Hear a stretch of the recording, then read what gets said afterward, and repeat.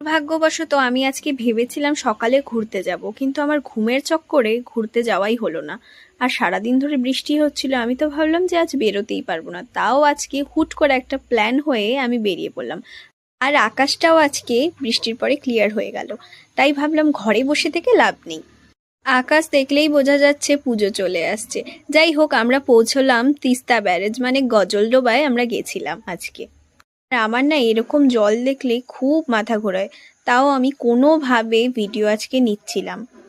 এখানে দাঁড়িয়েছিলাম কিছু ফটোস আর ভিডিও তোলার জন্য, কারণ ওয়েদারটা এত ভালো ছিল যে ফটো ভিডিওগুলো ভীষণ ভালো আসছিল। তারপরে আমরা সেখান থেকে বেরিয়ে একটু এই রাস্তাটায় আসলাম। এই রাস্তাটাও ভীষণ সুন্দর, আমার খুব ভালো লাগে এই রাস্তাগুলো। সন্ধ্যের আকাশটা কি সুন্দর লাগছে, মানে আমি আজকে ফটো আর ভিডিওই তুলে যাচ্ছিলাম এই আকাশের। আমাদের আজকে বেরোতে বেরোতেই 6টা 5:30 বেজেই গিয়েছিল, তাই